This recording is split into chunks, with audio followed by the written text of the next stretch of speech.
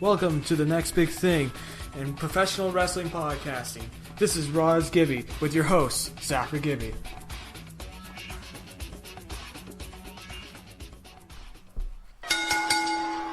Welcome to the Raw is Gibby podcast, coming at you from parts unknown. It's Zach McGibby, bringing you the next big thing, professional wrestling podcasting. Remember, if you like this podcast, to leave a like and subscribe to the Raw is Gibby YouTube channel, and leave a comment on the video if there's anything you want me to improve on for future podcasts. So today on the Raw is Gibby podcast, I'm giving you an early review.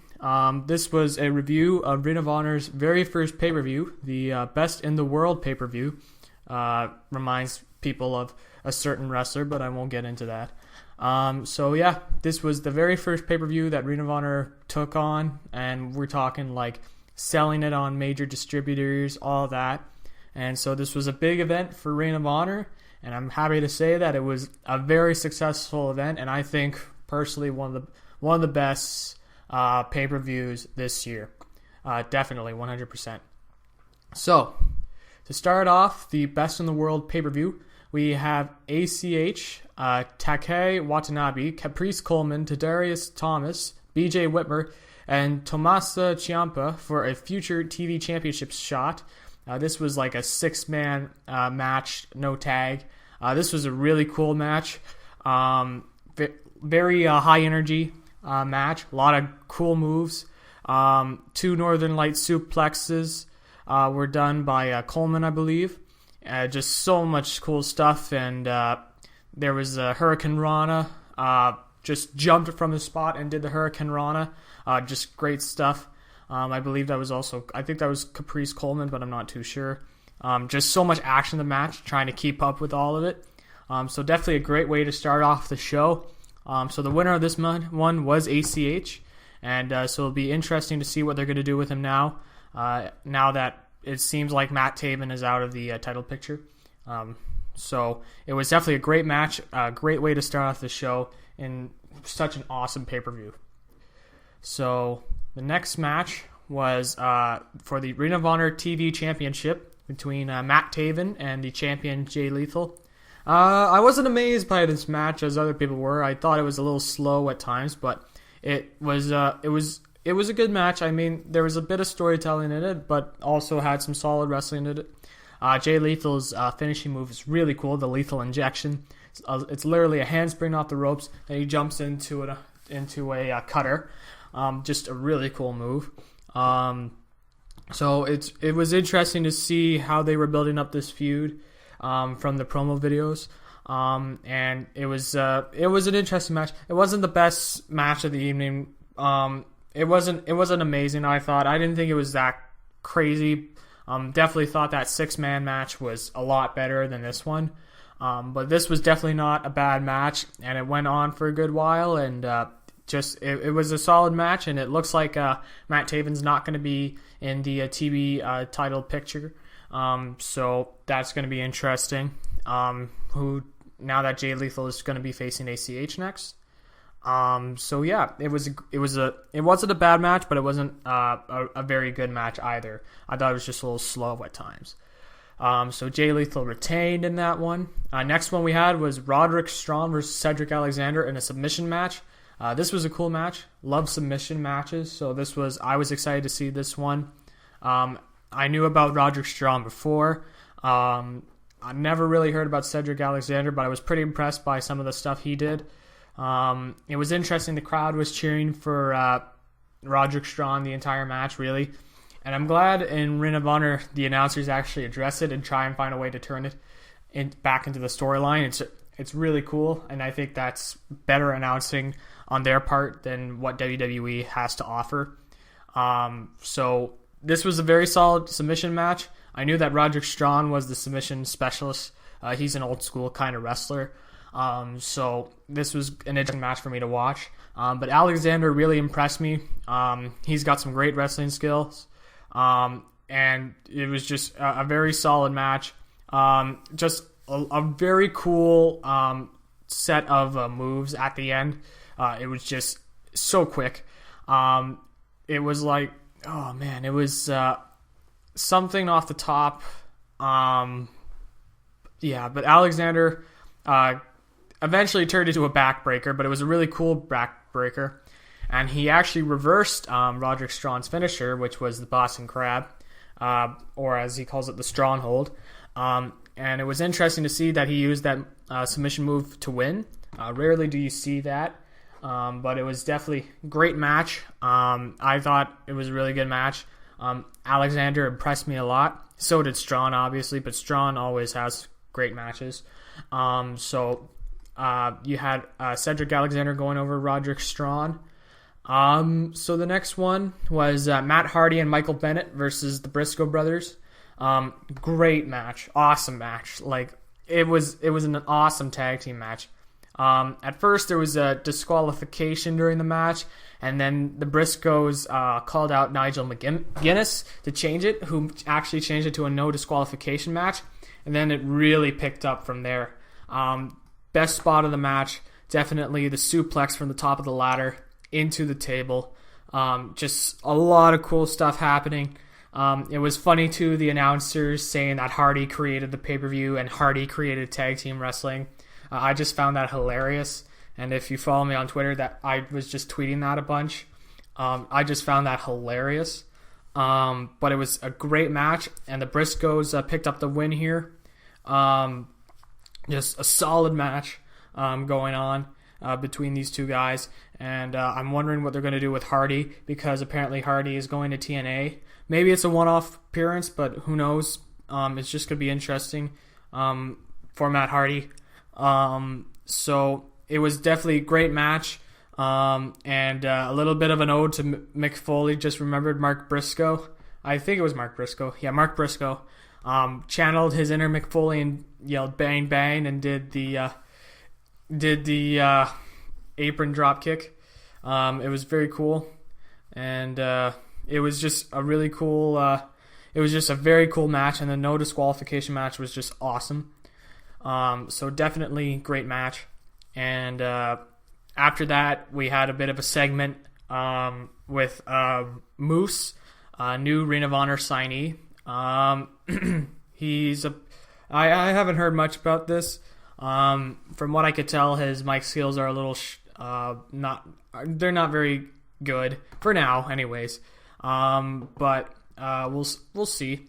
We had I believe it was Artie Evans come out and trying to convince Moose to sign, but Moose was saying no, he may not. He doesn't want to talk about it right now. He'll talk about it later.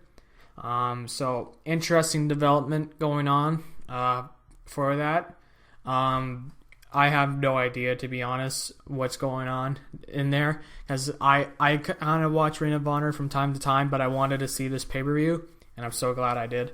So after seeing this pay-per-view, I'm probably going to watch a bit more, so I'm just judging it how I call it. So it was interesting promo, and I'm definitely going to try and catch more Ring of Honor now, seeing what's going to go on now. So the next match we had was the anticipated match between Kevin Steen and Silas Young.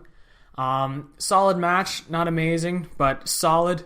Kevin Steen put up a great match as usual. Package pile driver, really good. So he won the match, and he was complimenting Silas Young. And the crowd was chanting, thank you, Steen, and all that, as there's rumors that he's going to go to WWE, which will definitely be interesting.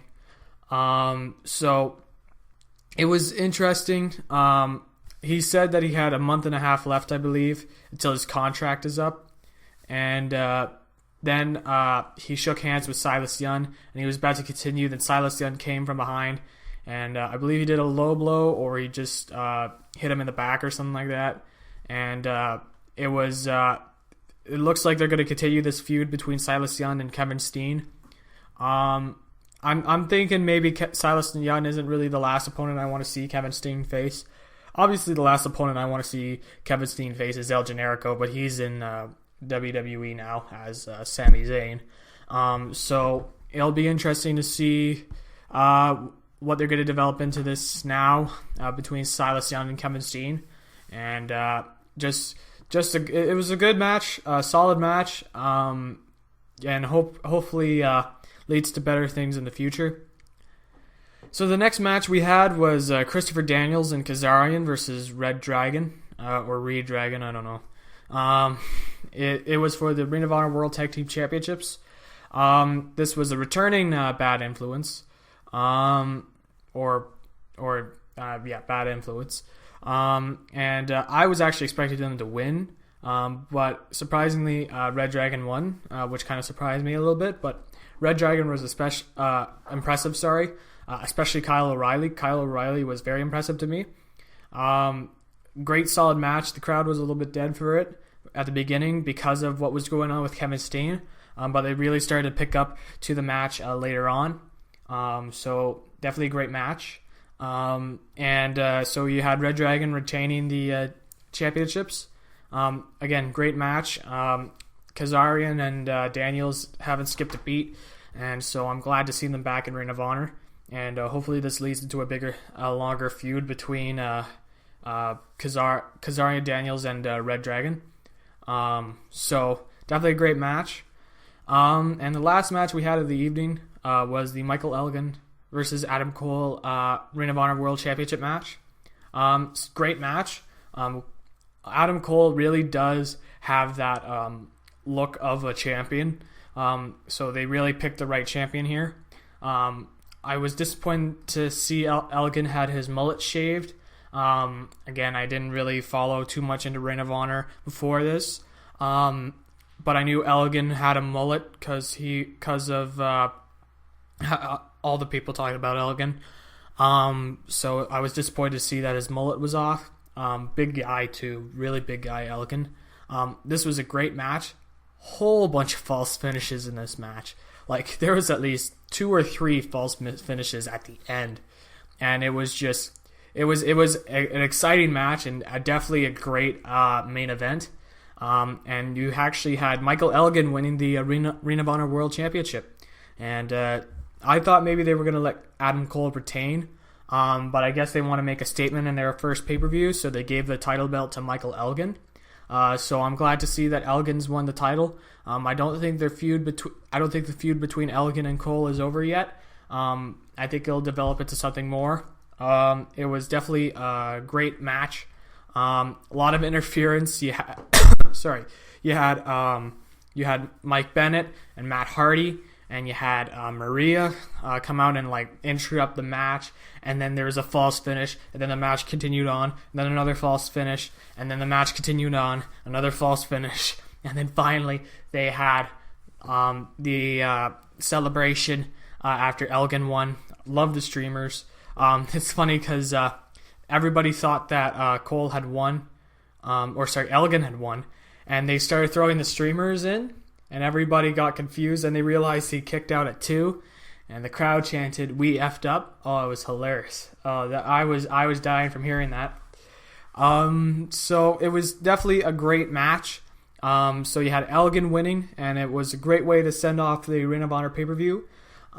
So Ring of Honor, best in the world, great pay-per-view. A lot of great matches.